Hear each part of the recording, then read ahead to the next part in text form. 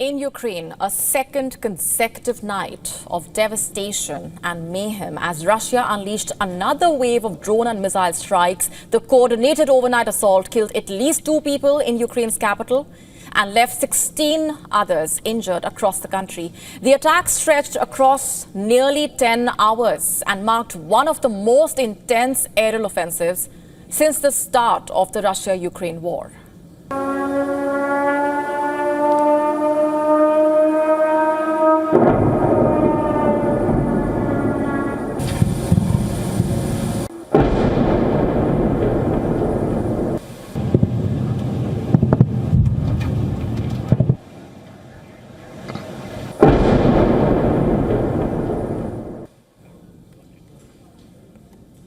Russia targeted the Ukrainian capital and its surrounding region with relentless precision. The residents of Kyiv woke up to scenes of chaos, shattered windows, charred vehicles, and buildings ripped open by blasts. A moment after I had run away, I heard a roar and a cracking sound, the sound of glass shattering. I turned around and saw that my apartment was gone. The fire started instantly. There was a very strong explosion and the sound of shattered glass. Everybody was left speechless and terrified.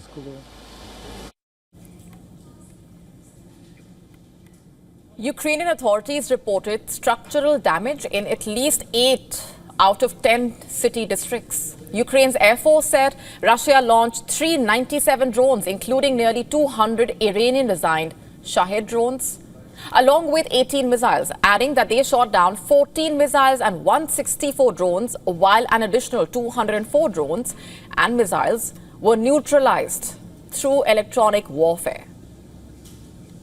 Despite Ukraine's air defenses, drone debris reportedly fell in 23 separate locations. In total, 33 drones reportedly struck their targets across 8 regions, including Chernihiv, Sumy, Poltava, Kharkiv.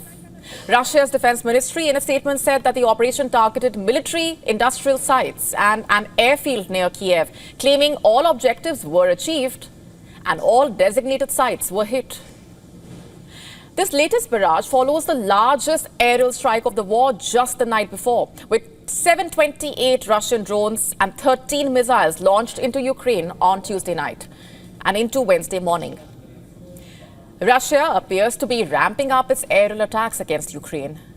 In the month of June alone, Ukraine recorded 5,438 drones and 239 missiles entering its airspace, the highest monthly total since the war started. And the first 10 days of July itself reportedly witnessed 2,464 drones and 58 missiles fired at Ukrainian territory.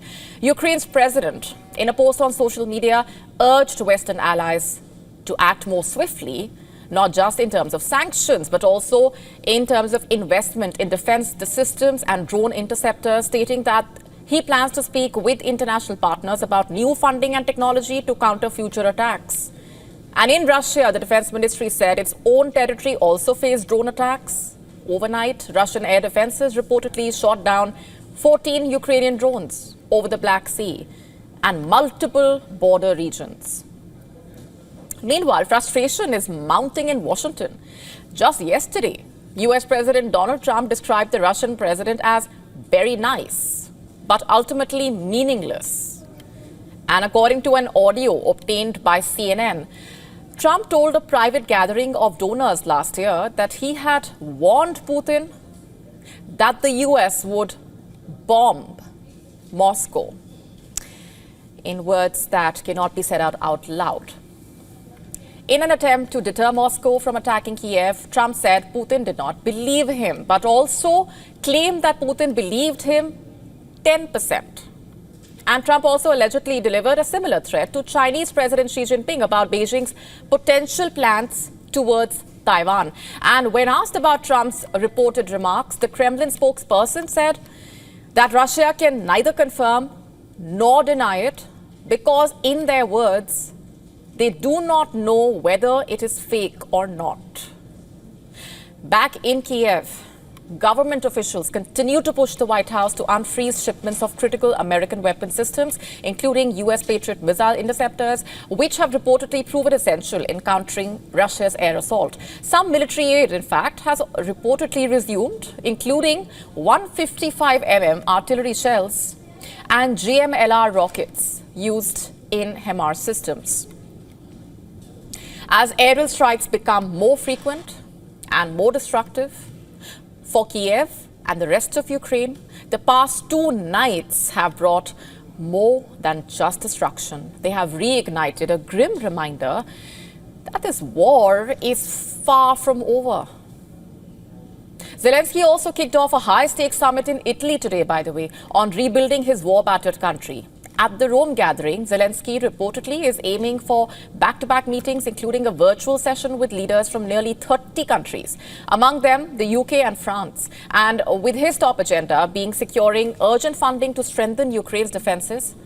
Addressing the conference, Zelensky made a direct appeal for enhanced military aid, emphasizing on the need for more air defense supplies, investments in interceptor drones, air defense systems, and missiles. Meanwhile, the U.S. Secretary of State conveyed U.S. President Donald Trump's growing frustration with Russia and the lack of progress in the peace negotiations. Rubio delivered the message to the Russian foreign minister during a private conversation on the sidelines of the ASEAN foreign ministers meeting in Malaysia. The meeting followed Trump's latest public rebuke of Putin and said that the U.S. would send more weapons to Ukraine.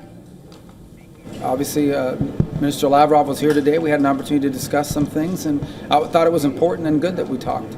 And we shared some information and ideas that I intend to take back to the president. Hopefully it'll lead to something positive. I can't guarantee it. The president's been frustrated at the lack of progress. He's made that clear publicly. But, we'll see if that changes. China's silent offensive is closing in on America's doorstep. While Washington's gaze was fixed elsewhere, Beijing has quietly woven a dangerous web of control over major seaports across Latin America and the Caribbean. And this covert network now threatens to give China the power to spy on U.S. military movements, strangle vital shipping lanes, and even launch a surprise strike on American soil.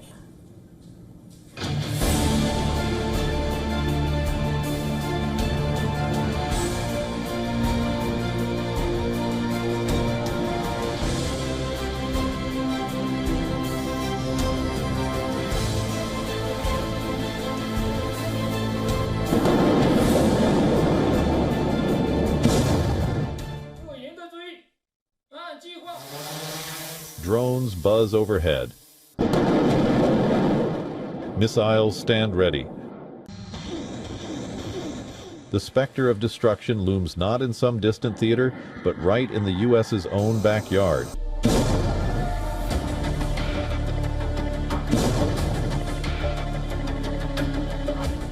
A silent, insidious threat tightens its grip around America's very doorstep.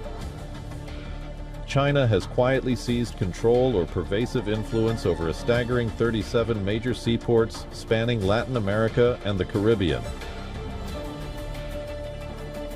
The latest analysis from the Center for Strategic and International Studies lays bare a meticulously constructed web of Chinese influence where seemingly innocuous commercial investments are morphing into potential dual-use assets, capable of rapid conversion into military bases. The sheer audacity of this strategy reveals China's long-term geopolitical ambitions. Beijing is exploiting economic vulnerabilities, offering lucrative investments and loans to gain control over critical infrastructure.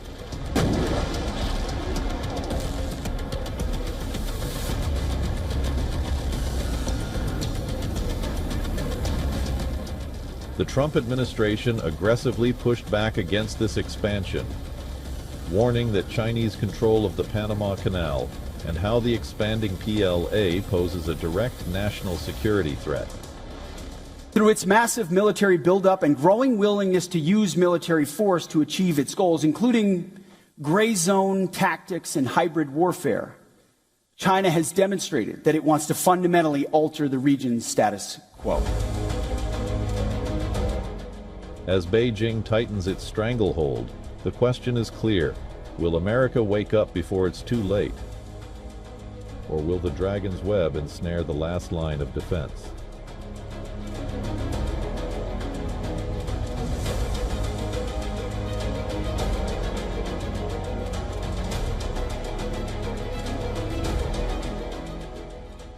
Our next story is from Pakistan.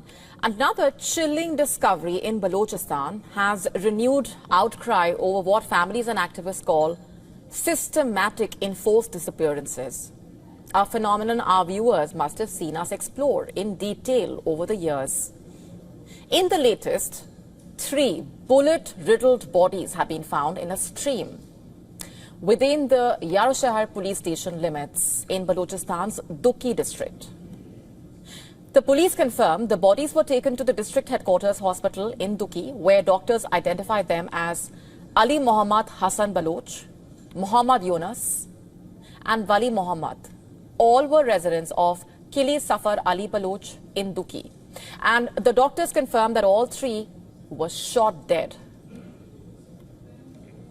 Local outlets, including the Balochistan Post, report a disturbing pattern. One of the victims, Muhammad Yunus, had allegedly been a victim of forcible disappearance by Pakistani security forces. On June 21, the Balochistan National Party, Mengal or BNPM, had confirmed his disappearance, and in an official statement, a delegation from Duki had briefed the party leaders in Quetta about security raids and several local residents being detained, including Muhammad Yunus. The Balochistan Post notes that this is not an isolated incident. In recent months, security forces and Pakistan's counter-terrorism department have reportedly killed suspected armed militants in Duki. But in many cases, families later identify the dead as victims of enforced disappearance. Just last month itself, on the 28th of June, the CTD claimed to have killed 4 alleged militants, but the families recognized one of them as Wazir Khan Solani, who was a local poet and had been missing for 8 months. The others were also reported missing. Before that, in April, 5 more people were killed in an alleged shootout. Families of 3 victims claimed they were also forcibly disappeared, while 2 bodies remain unidentified to this day. Just think about this. It seems to be a pattern in Balochistan, and the latest discovery in Duki has once again only revived the issue of extrajudicial killings and the use of counter-terrorism laws to hide custodial deaths. And these incidents are part of a much larger crisis. According to the UN, hundreds, if not thousands, have gone missing in Balochistan over the years. The Human Rights Commission of Pakistan has called this a persistent and systematic issue, with most victims being political activists, students and civilians. Activist groups like Voice for Baloch Missing Persons claim that thousands remain missing since the early 2000s. Till date, their families holding daily protests in Quetta and Islamabad, demanding answers. Imagine that. Human Rights Watch has also criticized the CTD, in fact, for quote-unquote staged encounters and extrajudicial killings, calling for independent investigations. The Pakistan government, however, denies systematic disappearances, arguing that many missing persons join militant groups even as the courts continue to order recoveries. In the year 2021, the Pakistan Parliament withdrew a bill to criminalize enforced disappearances, sparking outrage among rights groups and families. And it's the same old story in Pakistan's Balochistan, by the way. Families and activists continue to demand accountability, and all they get back is more repression in a way, even as evidence of systematic enforced disappearances continues to emerge from Balochistan. With 3 more bodies recovered this week, the cycle of fear, of grief, of impunity in Balochistan only deepens as families continue their search for truth and justice. Will artificial intelligence take away your job? How real is that threat? Is the future of work already here? Because AI is rapidly transforming the global job market. What once seemed like a distant threat is now appearing to be reality, knocking at the doors of nearly every industry. Salesforce CEO Mark Benioff reportedly admitted that half of the work at his company is already handled by AI, half of the work. And he's not alone in this major shift. Major corporations are slashing jobs and pointing to automation as the reason. Jeff Bezos' Blue Origin is reportedly cutting 1,000 roles. That's nearly 10% of its workforce as it leans into AI-driven operations. Dating app Bumble eliminating 30% of its staffing needs reportedly to better compete with AI-powered dating apps. Business Insider reportedly laying off more than 20% of its employees, shifting towards AI-generated articles to offset declining search traffic, and even Google has offered employees early retirement in areas like search and ads, rethinking its human-heavy model. IBM has already let go of nearly 9,000 employees, mostly in HR, replaced by intelligent automation, while Intel could cut as much as 20% of its factory staff. Meta has trimmed 4,000 jobs while on a hiring spree for AI specialists, many reportedly poached from OpenAI. Microsoft, despite recording profits, has laid off 15,000 people this year alone, with AI reportedly now writing nearly a third of its codes. The CEO of Ford predicts half of all white-collar jobs could vanish.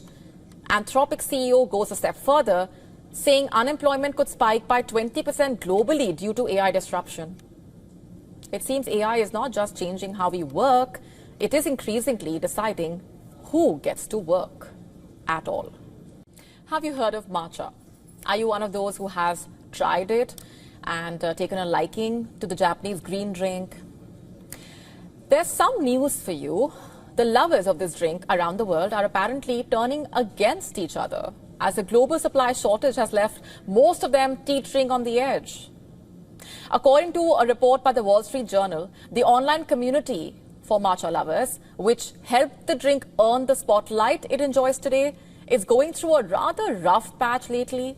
A platform initially meant for recipes and reviews shared by matcha enthusiasts from around the world has now turned into a toxic space of do's and don'ts, with many rationing the drink component and policing acceptable quantities of matcha to be used in a beverage. And this is being made a lot worse by gatekeeping strategies that in a way dictate who is supposed to enjoy the drink anyway. Imagine someone putting a cap or setting a limit on the beverage of your choice in some way. How much should you consume? How should you consume it? Or rather, are you even eligible to consume it? Unbelievable. But let's just also tell you what triggered all of this. Experts say that behind all of this looms a global shortage of matcha and a steep jump in prices as well, thanks to the rapid mushrooming of resellers who can actually buy large quantities of the product from the small number of Japanese vendors who produce it. Many disgruntled by the sky-high prices are also switching to alternatives, like Japanese roasted green tea.